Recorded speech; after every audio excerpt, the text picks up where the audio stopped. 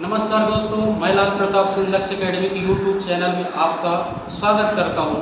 हम लोग इतिहास के बारे में जानकारी प्राप्त कर रहे हैं। इससे पहले वाले टॉपिक में हम लोग पढ़ चुके हैं इतिहास का परिचय, इतिहास क्या होता है, इतिहास बीते हुए कल का अध्ययन है जिसके जनक कौन है, हेरोडोटस। इसके बाद साक्ष्यों के आधार पर इतिहास को 3 कालखंडों में बांटा गया है, प्रागैतिहासिक, आद्य ऐतिहासिक, ऐतिहासिक काल, वो भी हम लोग अगली वीडियो में पढ़ा चुके हैं, है ना। तीसरे बार हम लोग पढ़ चुके थे कि सिंधु घाटी सभ्यता 2300 से 1750 ईसा पूर्व काल को क्या कहा जाता है, सिंधु घाटी सभ्यता। इनका क्षेत्रफल, इनके लोगों को क्या कहा जाता है, इनकी सभ्यताएं, कितने नगर प्राप्त हुए हैं, हड़प्पा, मोहनजोदड़ो, चूंदड़ो, कालीबंगन, लोथल, बनावली, धौलावीरा, इनके बारे में पूरी जानकारी प्राप्त कर चुके हैं। इसके अलावा इनके पतन का कारण कि विशाल बाढ़ है जिसके कारण इतिहासकारों का मत है कि इनका पतन हो गया। फिर भी कुछ लोग बचे रहे होंगे जिन्होंने एक नई सभ्यता की खोज की जिसको क्या कहा गया, वैदिक काल। तो हम लोग का आज नया टॉपिक है वैदिक काल क्या होता है।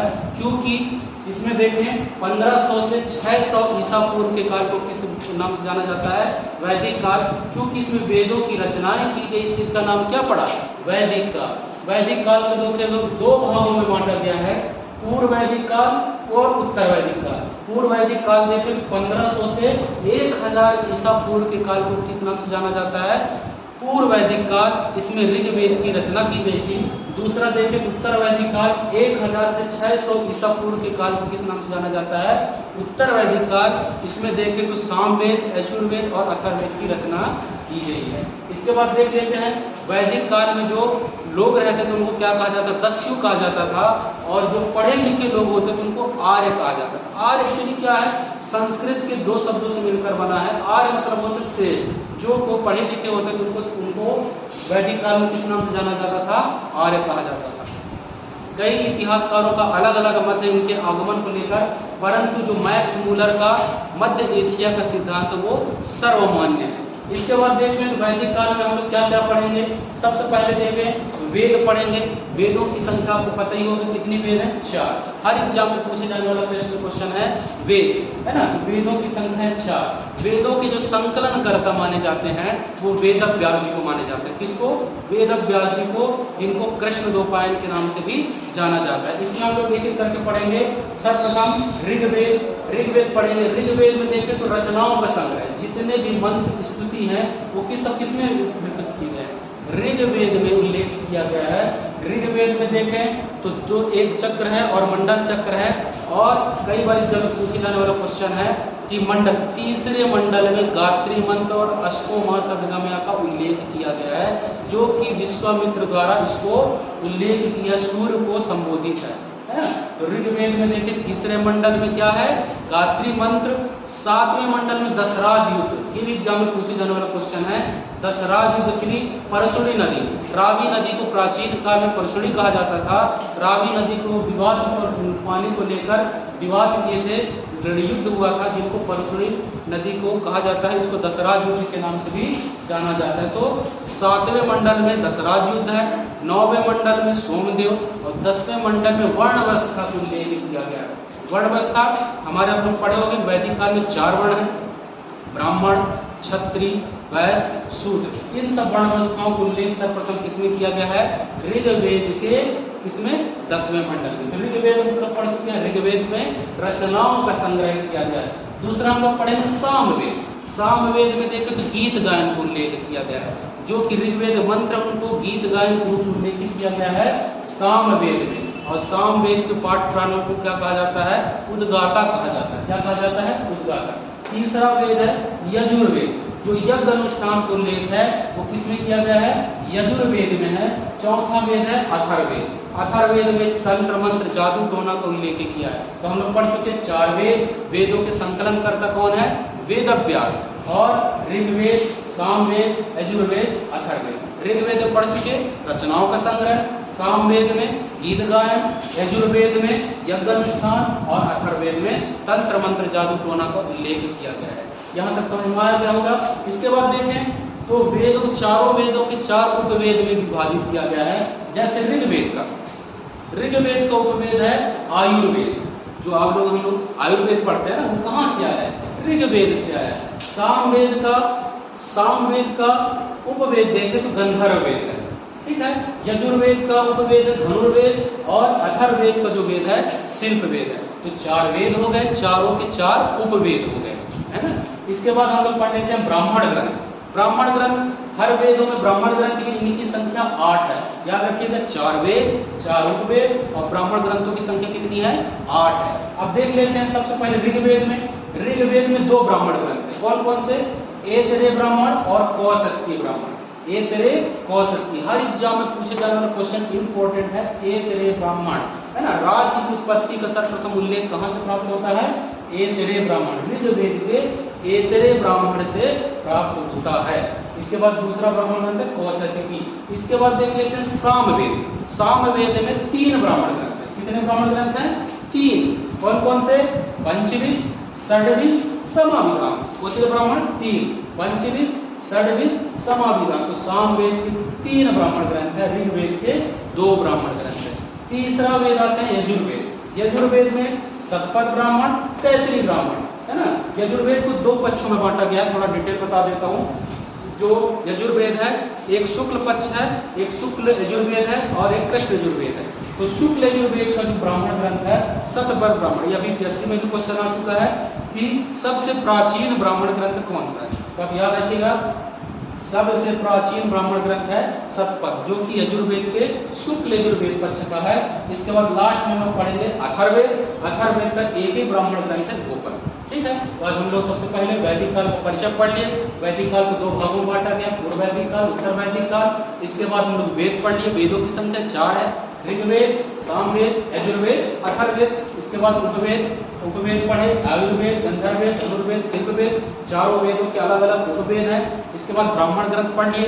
ब्राह्मण ग्रंथ ऋग्वेद में हम लोग पढ़ चुके हैं ऐतरेय और कौसत्य की। दूसरा सामवेद पढ़ लिए, पंचविश, षड्विश, समाविधान। और यजुर्वेद में शतपथ और तैतरीय, अथर्ववेद में गोपर। इसके बाद हम लोग आते हैं नेक्स्ट टॉपिक आरण्य में। आरण्य किसका पर्यायवाची है? जंगल, वन, इनका पर्यायवाची है। अरण्यों की संख्या 7 है। अरण्य होता क्या है? जंगल में दार्शनिक बात करना, वो करना, है ना। अरण्य का मतलब होता है जंगल में ज्ञान प्राप्ति करना ही क्या कहलाता है? अरण्य कहलाता है।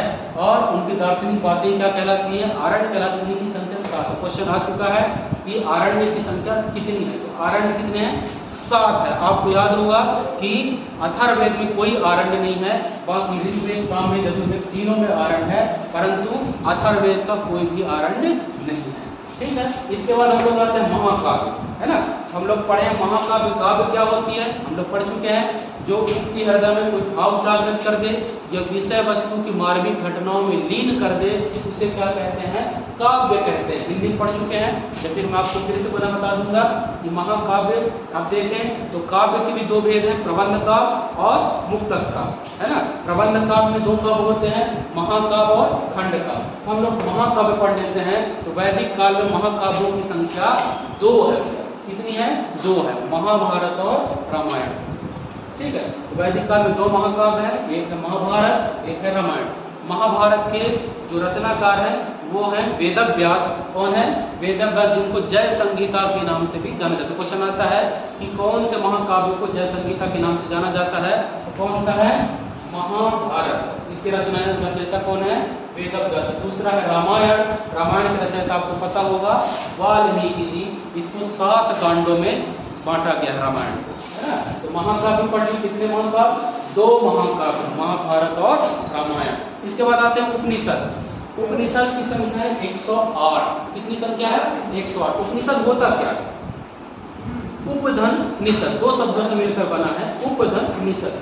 गुरु के समीप बैठकर ज्ञान प्राप्त करना ही क्या कहलाता है?